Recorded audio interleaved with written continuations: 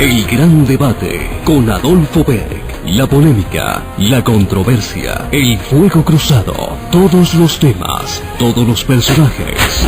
En Colmundo Radio, de lunes a viernes de 1 a 2 de la tarde. Escúchanos en el Real Audio en www.colmundoradio.com.co. Bienvenidos.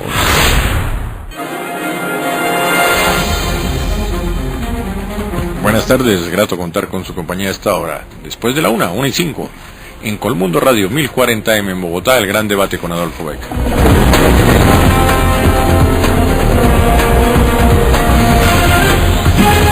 Estamos en las redes sociales, en Facebook Adolfo Beck, en Twitter @el gran debate, y todos los archivos del programa, tanto de radio como de televisión, los encuentran en el canal YouTube Adolfo Beck.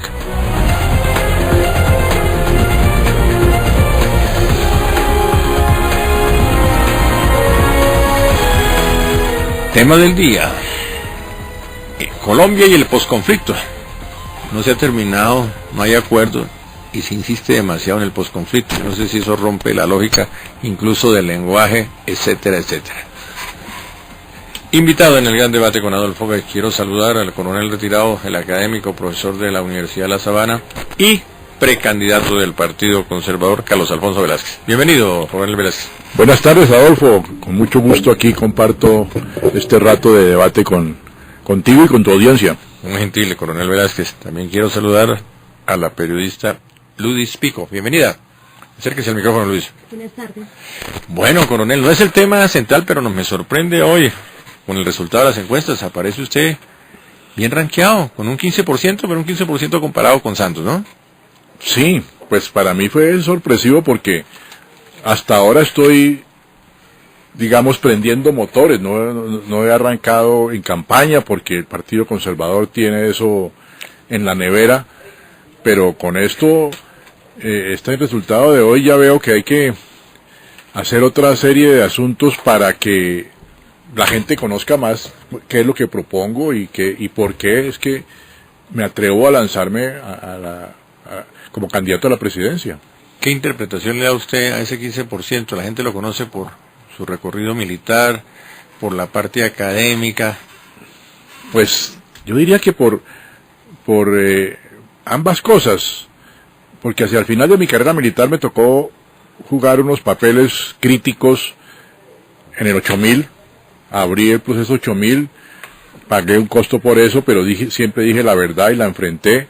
Hoy coincidencialmente está todavía el 8000 en el aire, en la agenda pública, con lo que sacó la FM esta mañana, de declaraciones de William Rodríguez Abadía, porque es que el 8000 no se conoce todavía toda la verdad, y el país no va a quedar conforme hasta que no se conozca toda la verdad. Es más, si queremos llegar al posconflicto, que vamos a hablar de eso ahora, tenemos que llegar a las verdades claves de nuestro país. ¿Qué fue lo que pasó en el 8000?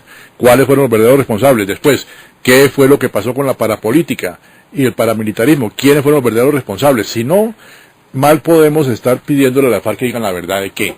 Si no les damos ejemplo de conocer nosotros la verdad en la legalidad, en la institucionalidad, entonces, por el papel que jugó en el 8000 y después en el paramilitarismo, diciendo la verdad y afrontando costos, yo creo que la gente valora eso, y los que en esa encuesta dijeron que votarían por mí, yo creo que tienen esa recordación, porque eso ha estado en los medios, y ahora también en el mundo académico, pues he hecho planteamientos, he estado a veces en los medios, en foros, en escritos, una columna en El Nuevo Siglo, en fin, por ahí tiene que estar el reconocimiento de la gente. Pero acá hay un paréntesis amplio. ¿Cuál fue su participación en el 8000? ¿Por qué no le recuerda a los oyentes? Pues yo era el jefe del bloque de búsqueda, el componente del ejército, en el 94, y exactamente entre junio y julio del 94, estamos hablando de, inmediatamente estamos ya en segunda vuelta, que fue en junio 19, y hubo una serie de allanamientos que culminaron con Seguridad Hércules, una empresa de seguridad de Los Capos de Cali, y al contador del cartel de Cali, que era Guillermo Palomari. Ahí se recopiló una gran cantidad de información documental. Perdón, ¿y usted manejó esa operación? Claro, yo la dirigí, hice la inteligencia y la dirigí. Información documental. Yo no fui al sitio, Estaba desde mi oficina dirigiéndola, pero toda la información, pero después sí llegué allá a la fiscalía con el capturado que era Palomari. ¿Usted capturó a Palomari? Claro, fue un viernes 8 de julio y lamentablemente la fiscalía lo puso en libertad el sábado 9 de julio y lo puso en libertad arguyendo que él tenía algo de protección similar a lo que sucede cuando un abogado defiende a un delincuente, no puede decir la verdad de que su defendido es delincuente. Pero con Palomari se encontraron, mire, no más así que recuerde, 5 chequeras de 5 empresas de fachadas, porque en esa época todavía se usaban los cheques y estaban las coletillas de las chequeras. Nómina del 85% de la policía de Cali pagada por el cartel. Nómina de otra gente de ellos. En las chequeras, unos cheques salían para Champaña 1 y otros eran Champaña 2. Champaña 1 era campaña al Congreso, Champaña 2 era campaña a la presidencia. Cheques que giraban a una persona, cualquiera, una cédula de un muerto, esa persona, José Rodríguez, por poner un nombre, iba y lo convertía en efectivo en el Banco de Colombia, previa llamada de los capos, porque eran cheques de 100 millones para arriba, y entonces en cajas de regalo le llegaban a la campaña Samper, o en otras especies, o a veces en dinero, a las campañas de congresistas. Eso fue lo que se hizo, y ahí toda esa documentación que queda en la Fiscalía es radicada con el número 8000, de ahí el nombre del proceso 8000. Ah, ahí el número del proceso 8000, claro. ¿Y usted le sigue las huellas a todo Claro. el cartel de Cali? Claro, pero Palomari, después de haber declarado que trabajaba para el cartel de Cali, que tenía todo eso en sus manos y que estaba tan evidente la red de sobornos y de corrupción, pues tuvo que perderse, a nosotros lo perdimos de vista, y después supe que los norteamericanos lo cogieron por aquí en Bogotá y se lo llevaron para Estados Unidos como testigo protegido. Es que los norteamericanos lo sacan a uno así, sin permiso, como si nada. Exactamente. ¿Eso está pasando? A veces sucede, no sé si hoy en día todavía suceda, pero entonces sucedió así. ¿Y dónde está la soberanía colombiana? Pues es que con la debilidad del gobierno de Samper en ese momento, ¿qué podía exigir él de soberanía si estaba, como se dice vulgarmente, con rabo de paja? Bueno, y para adelantar un poco el programa, ¿qué falta por conocer del 8000? Hombre, no sé, no. Yo todo lo que conocía lo fui diciendo, lo dije por escrito y demás en diferentes momentos. No sé si ahora con esto que salió esta mañana en la FM vuelvan a surgir inquietudes, pero si es así y yo veo que hay algo que yo sé y que no sabe la gente, pues lo diré. ¿Qué dice Rodríguez Abadía? En lo que alcancé a escuchar, porque eso es muy largo, él habla de por ejemplo, $1 millón que gastó el cartel de Cali entre varios congresistas para que Samper fuera absuelto en el juicio en el Congreso. Esa fue una de las cosas que dijo. $1 millón. Habló de reuniones de él con Horacio Serpa y Fernando Botero en el casino donde estaba ya detenido Botero, y no me acuerdo si también Fernando Londoño, que era el abogado Botero, tal vez sí, para acordar estrategia a seguir para que se aprobara en el Senado, en el Congreso, la ley esta de enriquecimiento ilícito a favor de terceros, que si se aprobaba entonces ellos quedaban sin problemas jurídicos. Son nuevos datos sobre el Pues, proceso. Más que nuevos, yo diría complementarios. ¿Pero usted no en ese momento denunció este tipo de cosas? Antes, es que yo fui que sembró para que todo eso después se desarrollara y que Samper y Cepa no reconocieran la verdad y demás, pero la siembra estuvo ahí en esa documentación, que incluso conoció Botero en su momento. Y ese fue el problema de fondo. Como Botero conoció esos documentos que yo encontré, y los conoció porque se los mostré por efecto de mi función en el cargo, creo que Botero, es hipótesis, Sí. habla con Samper, habla con Serpa, los tres, ven que ahí el único que estaba complicado jurídicamente era Santiago Medina, y repito, hipótesis, se ponen de acuerdo y dicen, toda el agua se usa para Santiago Medina.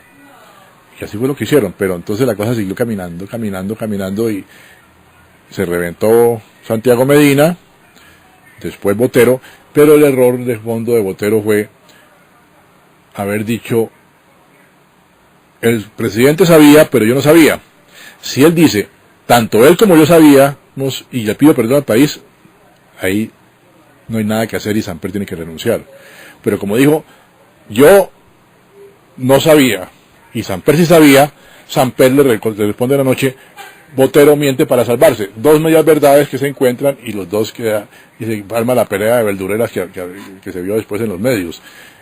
Porque, repito, la verdad es que ellos, los tres sobre todo, Serpa, Samper y Botero, eran conscientes de eso y fueron conscientes de que se abrió el proceso 8000 y hicieron muchas maniobras para que ese proceso 8000 se ahogara, pero no se pudo ahogar. Yo me aseguré en buena parte de que ese proceso no se ahogara y que siguiera su marcha. Y también contamos con la suerte de que hubo una demanda a la revista Cambio por un papelito que les entregué de esos hallazgos que aparecían en unas listas de donaciones de flores a unos congresistas que iban allá en el Intercontinental de Cali, un congresista de Santander, Norberto Morales Ballesteros, me acuerdo, en fin. Y entonces los demandaron a la revista Cambio. Y la revista Cambio, en ese entonces Patricia Lara la dirigía, se va... Patricia Lara, sí. La dirigía. Se va donde el fiscal Valdivieso, recién posesionado, que fue un palo. La nombramiento de Valdivieso fue un palo. Y le dice, mira, nosotros sabemos que ese documento está allá porque el coronel Velázquez nos lo mostró en su momento, era la periodista María Cristina Caballero, que creo que está en Estados Unidos.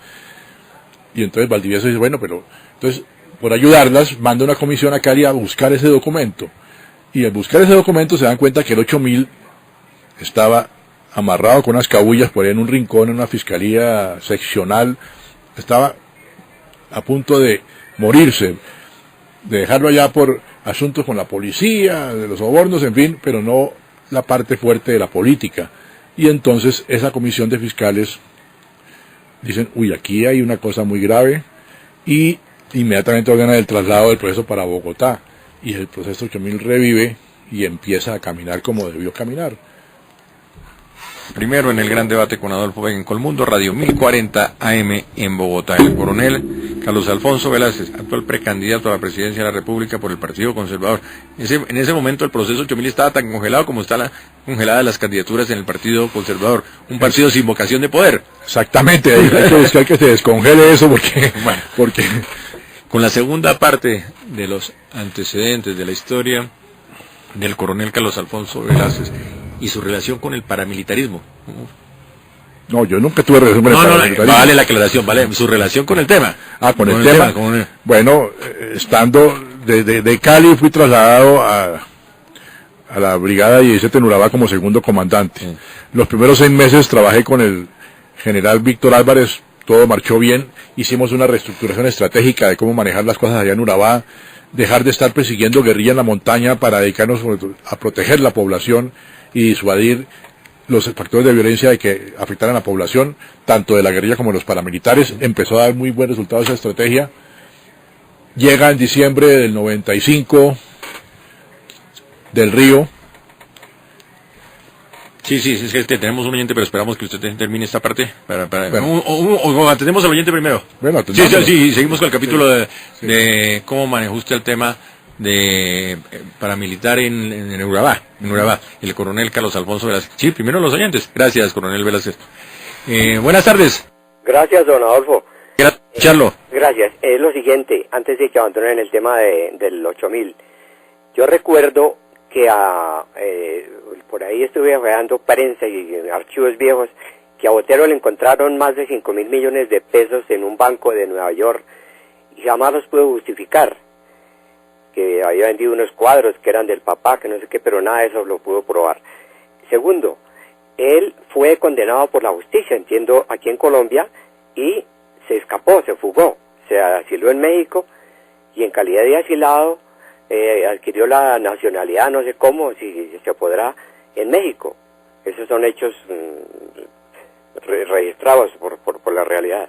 Y por último, he notado también que en Colombia cualquiera que desee lavarse, digamos, de supuestas culpas, acude al proceso 8000. Por ejemplo, los que tienen que ver con los dineros de la gata, que fueron escandalosamente evidentes aquí en nuestro país, ellos tapan que eso fue muchísimo más grave, y todavía sigue. La gata que aportó a las campañas políticas, de eso no se habla. Entonces, eso del 8.000 ya hace tiempos, pero seguirá, y Botero, que va a hablar y nada que habla, y sigue como mexicano, nadie lo puede tocar. Gracias, don Adolfo. Gracias por su colaboración. Coronel Velázquez. ¿Ya escuchó al oyente? Sí. Sí, no, lo que dice el oyente es cierto hasta donde yo sé, pero si no estoy mal, los procesos de Botero ya terminaron. Sí, hubo unas cuentas que le encontraron que no supe justificar, pero no sé exactamente el monto, pero creo que eso ya finalizó. Él pagó su tiempo de detención. No sé si quedó pendiente más detención y como dice el oyente, se voló. Eso no lo puedo ratificar, no lo tengo claro. Bueno, segundo parte de la historia del coronel Carlos Alfonso Velázquez. Sí, entonces llega el general del Río de comandante y empieza a cambiar esa estrategia. A mí me dicen, usted sigue ahí de segundo comandante porque tiene que garantizar que la estrategia se sigue implementando porque está dando resultados. La gente está viendo que el ejército es para el árbol de donde agarrarse en esa tempestad de violencia que había entre guerrilla y paramilitares. Pero el general del Río no lo entiende y yo le insisto, y empieza a cambiarla y a dedicar las tropas a buscar guerrilla por todos lados para darlas de baja, y yo ya empiezo a ver que ahí había otras cosas, no solamente diferentes pensamientos estratégicos, sino sospechas de que él tuviera algún asunto con los paramilitares. Y aprovecho una visita de inspección del general Bonet, que era el inspector de las fuerzas militares, le informo privadamente las cosas sospechosas que yo estaba observando, porque él mismo observó. Cuando Bonet llega y le da la información del Comando General del Río, habla de la situación del enemigo, habla de todas las guerrillas y no habla nada de los paramilitares. Y Bonet le pregunta, oiga, pero general, aquí usted está viendo que no menciona los paramilitares, y aquí hay paramilitares, eso es muy claro. Entonces del Río ahí medio se traba y dice, sí, se me olvidó, mi general. Entonces es cuando yo veo que es el momento de hablar con Bonet privadamente. Elaboro el informe con indicios serios de esa sospechosa actitud del general del Río hacia los paramilitares, pero eso se lo entrego al general Bedoya en Bogotá personalmente, que era el comandante del ejército. Él dispone una investigación por parte del inspector del ejército en ese momento, el general Adrada Bonera, el comando general Adrada del ejército, y Adrada conduce una investigación muy parcializada, lamentablemente, no buscando la verdad, sino buscando mostrar que Velázquez estaba loco. Ya se terminó la investigación, Velázquez está loco, es un desleal, y ante eso pues no había más sino la salida del ejército. Con el tiempo pues se vino a saber cuál es la verdad. Todos los paramilitares jefes han mencionado al general del Río, que se reunían con él, y la cosa no solamente duraba eso, como que venía de tiempo atrás, desde Madrena Medio, pero en su momento Velázquez quedó como el loco, el mentiroso, el que no tenía razón, pero cuando uno anda con la verdad, tarde o temprano la verdad triunfa. Esa relación, fuerzas militares y paramilitarismo, o fuerzas armadas y paramilitarismo, ¿se mantiene? No, yo creo que eso ya ha disminuido bastante porque han sido bastante los golpes. Sin embargo, de pronto falta ahondar más todavía en cuáles militares tienen todavía pendientes cuentas por responder por haberse aliado con ese tipo de factores de violencia. ¿Solo militares? Y policías también, claro. No, ¿y la clase política? No, la parapolítica sí, ahí sigue caminando, pero es que la que no veo que camine suficientemente rápido es no la parapolítica, sino la paramilitar realmente. O sea, con los militares y policías, retirados hoy en día muchos de ellos. ¿Quiere decir que el tema sigue sobre la mesa? Yo creo que sí, porque no se ha conocido toda la verdad. Falta ahondar más en la verdad. Que el paramilitarismo es una realidad no superada. Fue una realidad que puede estar no suficientemente superada. Yo creo que hay, por lo menos en los mandos militares, hay conciencia de que ese principio de que el enemigo de mi enemigo es mi amigo es una soga al cuello. Eso no funciona. Eso es un problema ético que tarde o temprano se devuelve. En su momento no lo hubo. en algunos casos, y esa parte que en su momento no lo hubo es la que falta ahondar para llegar a la verdad. Y si queremos realmente que el país termine su conflicto y construyamos el país que nos merecemos, tenemos que llegar a las verdades. En ese momento, para enfrentar a la guerrilla en ciertas zonas, ¿era necesaria la colaboración de los paramilitares? No, yo nunca la vi como necesaria. Nunca la vi como necesaria. Algunos militares consideraron que era necesaria, pero eso es una posición facilista. Yo nunca la vi como necesaria. ¿Y cuál es la explicación de los que consideran que era necesaria? Falta de pensamiento estratégico, falta de más inteligencia. Se escudaban bajo la excusa de es que la guerrilla se la pasa desde civil por ahí y no enfrentan. Bueno, pues entonces a eso hay que hacer la inteligencia, y si esa inteligencia bien hecha y se les judicializa y se detienen, pero no bajo la excusa de que como no se puede hacer nada, entonces en ese sentido hay que decirle a los paramilitares que asuman ellos la situación, y ellos la asumían era matando a la gente. Y además tendía un tipo de apoyo económico, logístico. Sí, puede haber, hubo casos en que eso implicaba, inicialmente era solamente ayudarle, entre comillas, al comandante para que produjera bajas, pero después empezaron, en la medida en que veían que podían seguir penetrando los paramilitares, pues venían platas y cosas, y se volvía el asunto ya de una dimensión ya de corrupción. ¿El paramilitarismo siempre ha estado ligado al narcotráfico? Sí, claro, desde el comienzo los Castaño, cuando vieron que había que meterle mucha plata a eso, dijeron la plata es del narcotráfico, y empezaron a narcotraficar. Y ellos estuvieron aliados con Pablo Escobar, pero después pelearon con él y vino toda esa sangre que se derramó, en fin. ¿Y la guerrilla? Los Rodríguez Orejuela también trataron de quitarle a Pablo Escobar el control del paramilitarismo en Magdalena Medio, pero ahí hubo tensiones entre ellos. ¿Y la guerrilla y el narcotráfico? También, aunque el nivel de vinculación de la guerrilla en ese momento, en los 80s, no era el nivel de los del paramilitarismo, porque el paramilitarismo era vinculado con los mafiosos, la guerrilla con los mafiosos pocón, era con los cultivadores y la gente de bajo nivel, pero ahí obtenían su plata. Después, con el tiempo, parece que también empezaron a vincularse con algunos mafiosos, no tengo certeza en ese sentido. ¿No tiene datos en este momento sobre la vinculación de la guerrilla con el narcotráfico? No, datos precisos no tengo. Parece que han hecho, parece, pero no estoy certero, no tengo certeza de su vinculación con las BACRIM, en fin. Las BACRIM son reedición de lo que quedó del paramilitarismo por ir dando vueltas en el país. Pero en el sentido de la guerrilla, a mí me llama la atención lo siguiente. Colombia ha avanzado mucho en convenios con otros países para controlar el lavado de activos y, en fin, y a pesar de todos los convenios y todos los avances de inteligencia, hasta ahora no se ha encontrado ninguna, digamos, cuenta cifrada de Marulanda en Suiza, o de Cano, o de Jojoy, o una casa en la costa sur de Francia. Y parece ser que por lo menos a nivel de esos mandos altos, la plata sigue siendo para la organización, la plata del narcotráfico, no para ellos individualmente. Si fuera para ellos individualmente, hacía rato se habían roto en mil pedazos, se habían agarrado entre ellos mismos, se habían matado, porque esa ambición de dinero, cuando se desborda eso, no puede ser sino sangre y ese tipo de venganzas. Entonces, sí, en la guerrilla puede haber habido ya, y seguramente mandos, medios, que se embolsían la plata, se vuelan, se matan entre ellos, pero no ha sido la mayor cantidad de casos. Tienen una disciplina, puede ser excesiva para perros, lo que sea, pero eso me llama la atención porque indica algo de lo que llaman ellos ética revolucionaria. Ah, qué bien. Bueno, hablando un poco, usted que conoce la realidad de nuestro ejército, la realidad de las fuerzas militares, la realidad de la policía, ¿usted cree que la cúpula que sale y la cúpula que entra está libre de toda culpa?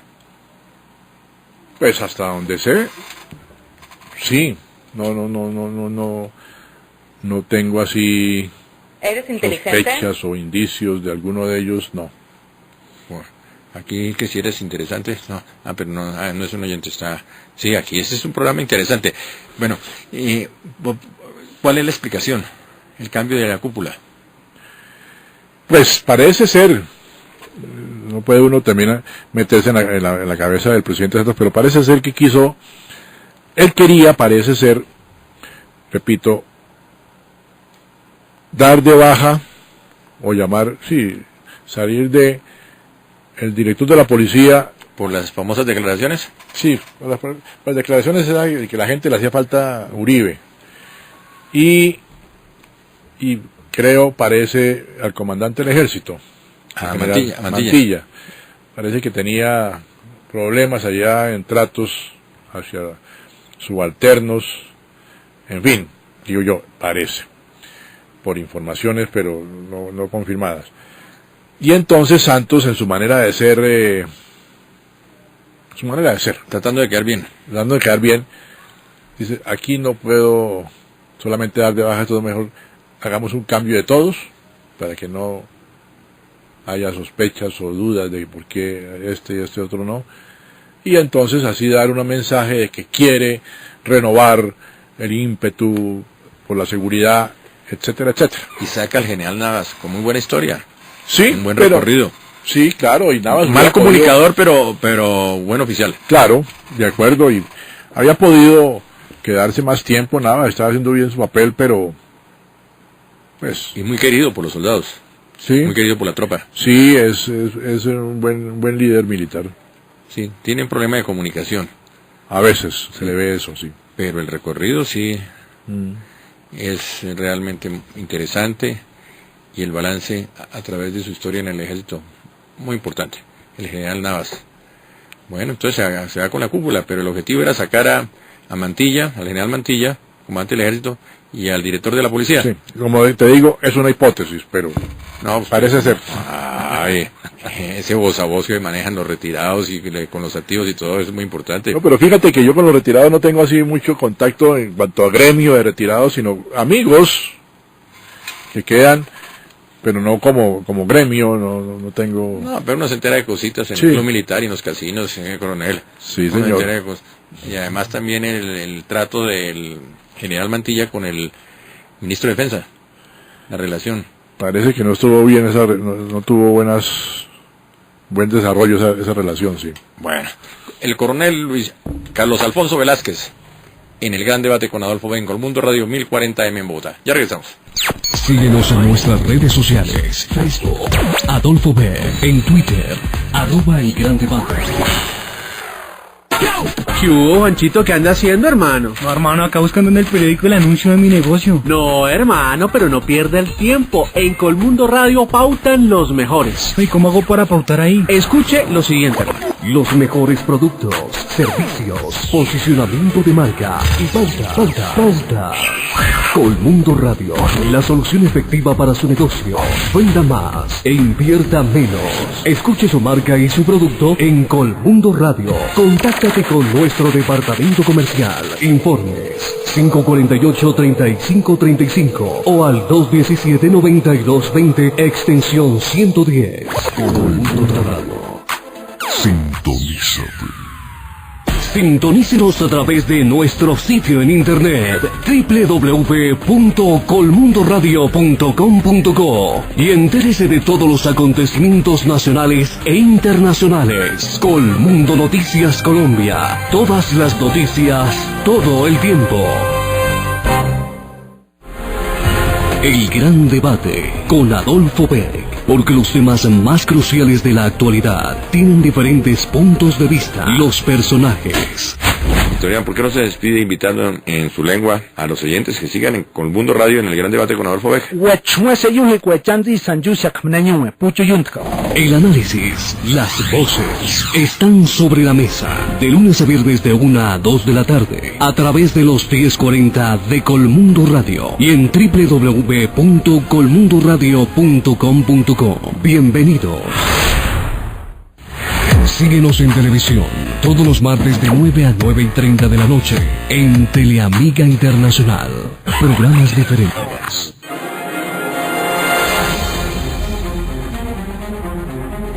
Continuamos en el gran debate con Adolfo Beck en Colmundo Radio 1040 AM en Bogotá. Invitado especial, el coronel retirado Carlos Alfonso Velázquez. Académico, ¿la parte de la academia pesa mucho también en esa encuesta?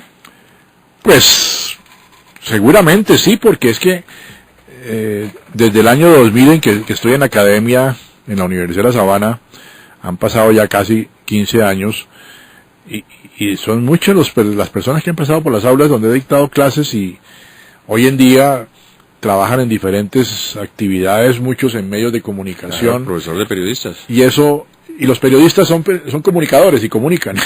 Entonces ahí puede irse dando una... Pero hay algo muy importante, coronel Velázquez, es el liderazgo moral. Colombia está ávida de un liderazgo moral. Está esperando porque necesita, porque mucha gente maneja buenos conceptos, tiene buena academia, buena educación, fórmulas para sacar el país, pero ese liderazgo moral sí que es importante. Bueno, sí, realmente en Colombia, si no hay liderazgo moral desde la política, Colombia nunca va a poder respirar y resurgir y sobre todo nunca va a poder tener voz firme para hablar con la guerrilla. Es que a la guerrilla no se le ha podido hablar duro o firme, digamos, porque no se ha tenido suficiente autoridad moral.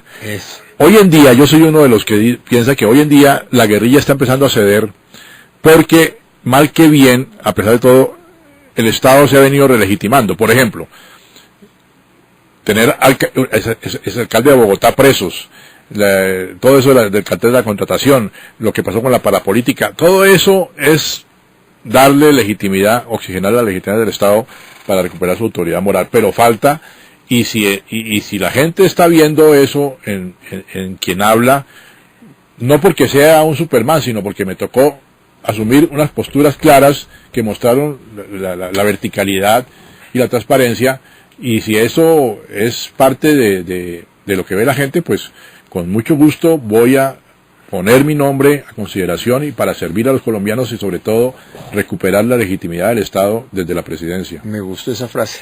No se ha podido enfrentar la guerrilla por la falta de autoridad moral. Es que en el fondo es eso.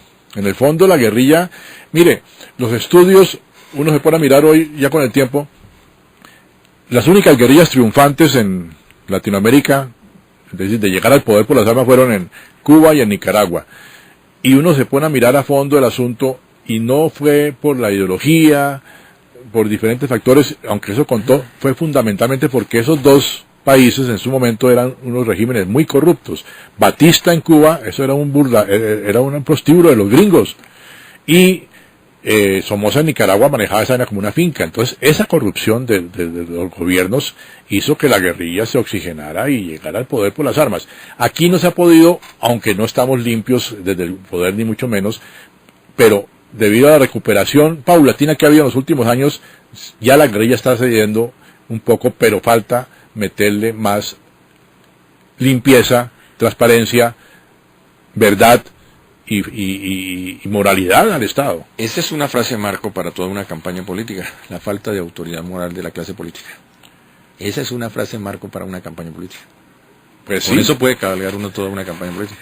Vamos a mirar eso, sí señor. Muy bien, coronel Velázquez. Vamos al tema central que casi que lo dejamos aplazado. ¿Colombia está preparada para la paz? ¿Está preparada para el posconflicto? No todavía, se han dado pasos, pero no todavía. Todavía hay mucho odio en el ambiente hacia las FARC. Buena parte de ese odio puede estar motivado con razones ciertas, pero también hay una buena parte que está motivado por desinformación. El liderazgo de Uribe, que fue muy bueno, fue un liderazgo que indirectamente inculcó odio en la población hacia las FARC. Y si eso no se logra encauzar, bajar de temperatura, bajar de nivel, no podemos estar preparados para el posconflicto. Ahora, a las FARC no es que hay que verlas sin resquemores, no. Eso es inevitable. Pero si el odio se basa en desinformación o en cuestiones no claras, le corresponde al liderazgo político mostrarle cuál es la realidad y que si bien las FARC han incurrido en graves violaciones a derechos humanos y demás, lamentablemente el Estado no puede decir de esta agua no beberé, el Estado no está limpio en ese sentido. Por ejemplo, y volviendo al tema de ahora de la autoridad moral, uno mira el desempeño de la guerrilla durante los gobiernos de Uribe, y sí, venía debilitándose hasta el 2008. En el 2008 frena su curva de debilitamiento y empieza otra vez a ascender un poco. ¿Qué factores se pueden correlacionar ahí? Fue en el 2008 cuando se destapó el escándalo de los crímenes de los falsos positivos, que eso le quitó una autoridad moral al ejército, al Estado en general, muy fuerte. Y eso vino junto con las chuzadas del DAS y vino con la parapolítica. Todo eso hizo que la guerrilla no se siguiera debilitando porque el Estado mostró corrupción todavía muy fuerte. Qué importante ese análisis. Más que la falta de recursos, más que la falta de cañones, de aviones y todo, es la falta de autoridad moral.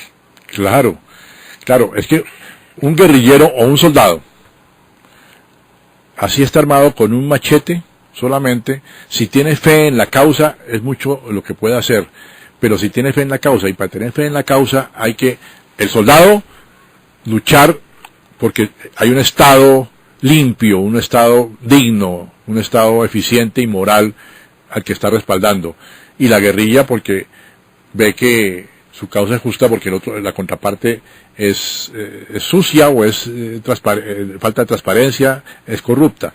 Entonces, si eso se logra arreglar, la guerrilla no tiene forma de avanzar, pero si el Estado no se limpia, no se redignifica, la guerrilla siempre tendrá argumentos para autojustificar su levantamiento en armas y andar en la violencia. ¿Pero eso cambió en el gobierno Santos? Ha cambiado un poco,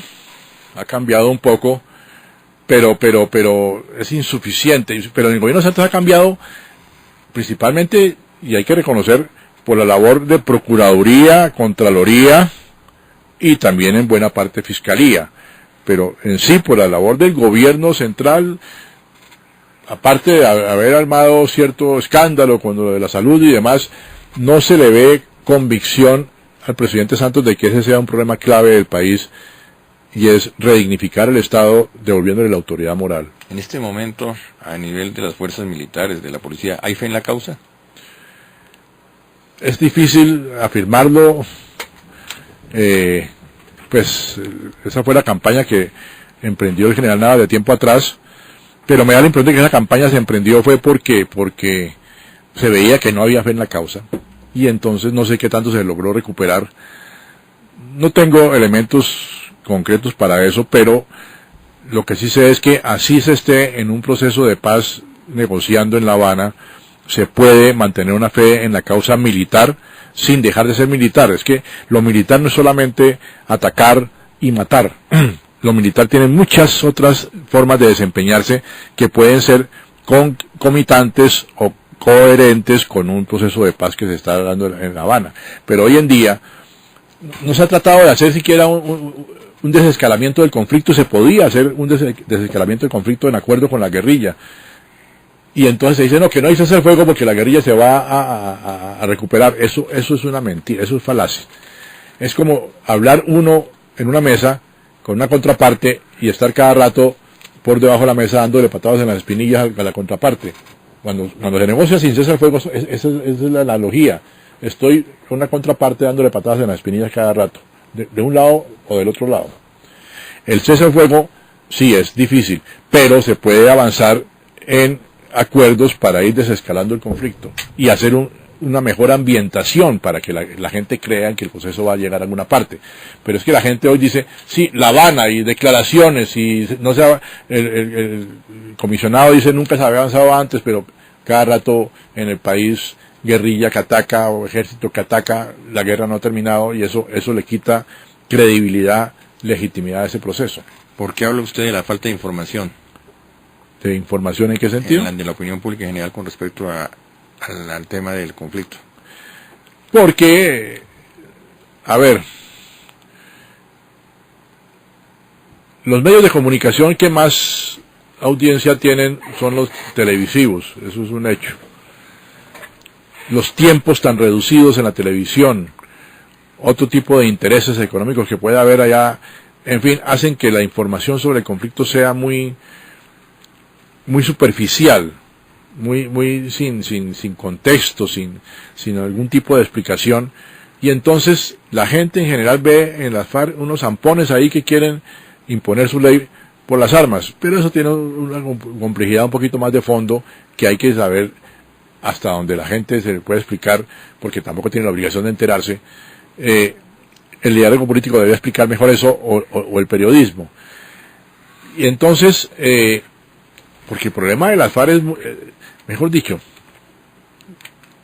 pensemos en lo siguiente, por ejemplo.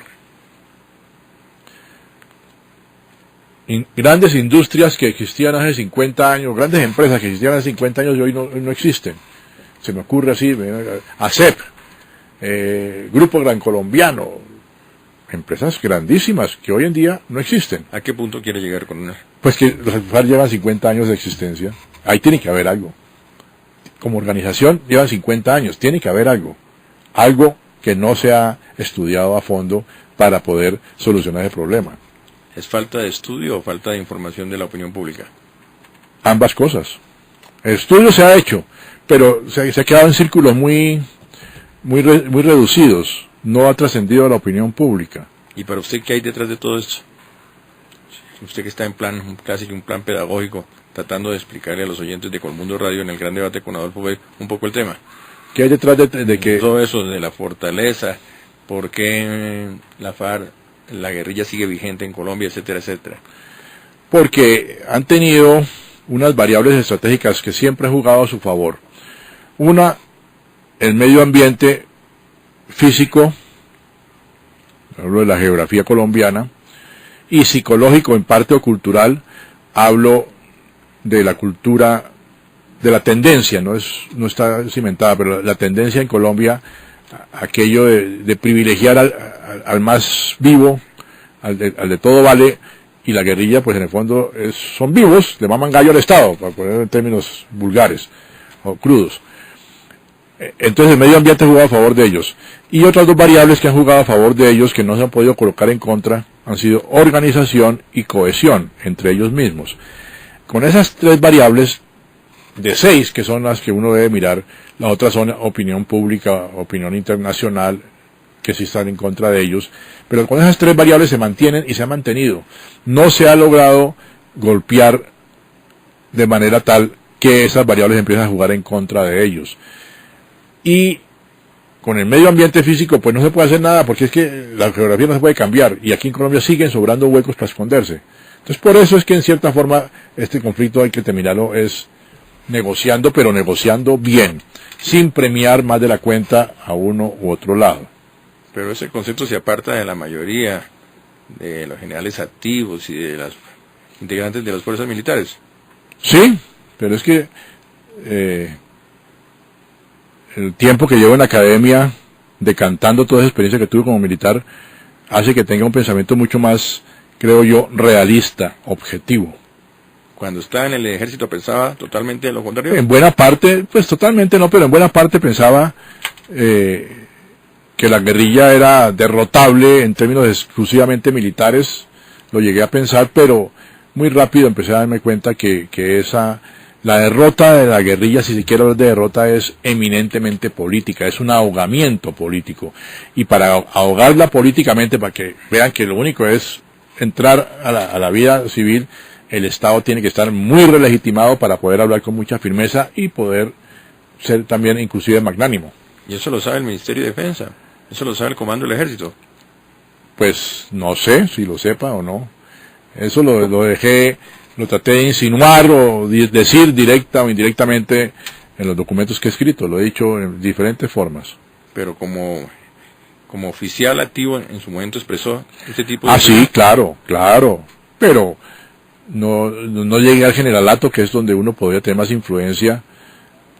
Desde coronel siempre lo dije, y entre otras cosas por eso fue que tuve que asumir la postura que asumí con el caso de Del Río, porque me daba cuenta de lo grave que era para el ejército esa deslegitimación. ¿Nuestras fuerzas armadas no resisten la autocrítica? A veces son difíciles, pero creo que eso ha ido cambiando un poco, ha ido mejorando y ya hay más puertas para la autocrítica. ¿Tenemos oficiales preparados con la capacidad suficiente para enfrentar un proceso de paz y para enfrentar el posconflicto? Sí, pero hay que prepararlos más. ¿Y eso qué significa? Pues, más... es decir, falta inculcar que la superación del conflicto es realmente lo mejor para el país. Y el ejército, desde que está uno pequeño allá, le enseñan a amar el país.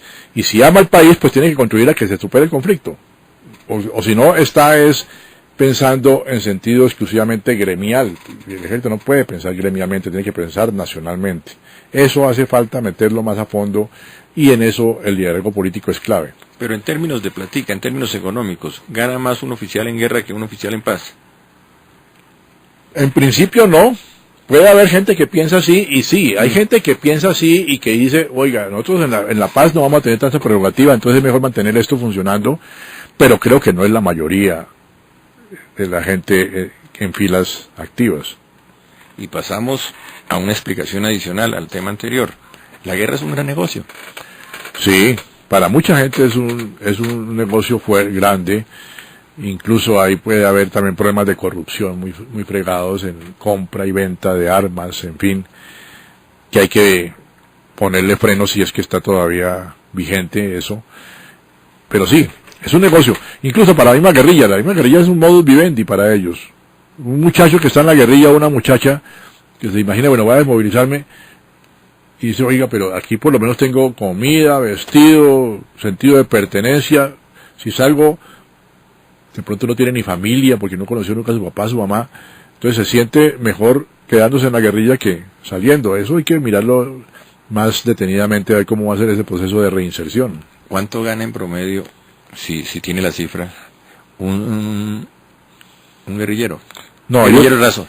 Hasta donde se no ganan plata, específicamente, los que trataban de pagar una mensualidad a los paramilitares, los guerrilleros no, los guerrilleros les dan todo, su comida, su vestido, su armamento, no tienen que comprar nada. Creo que cuando les dan permiso algo se les da de plata para que su transporte y demás, pero sueldo como tal hasta donde se no tienen.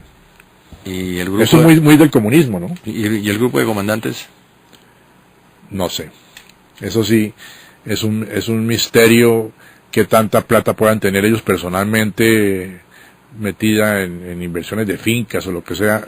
Ahí sí no tengo elementos de juicio claros. Sin posato gana un soldado o bachiller. Un soldado bachiller, no un soldado profesional.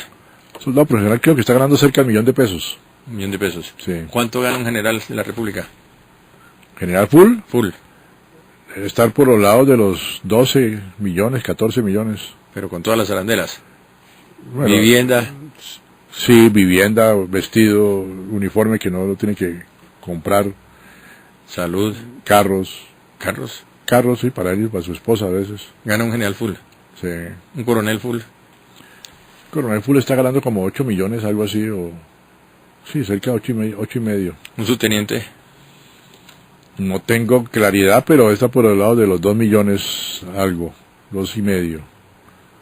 Bueno, un programa diferente con el coronel Carlos Alfonso Velázquez, el académico, el precandidato del Partido Conservador, hoy en el gran debate con Adolfo Beck en Colmundo Radio 1040 en Bogotá. Gracias por venir. Con mucho gusto, Adolfo, y cuando quieras estaré disponible. Lo sé, muy amable. Muchas gracias. Gracias, Luis Pico. En la parte técnica, Eduardo Molano. Feliz tarde para todos.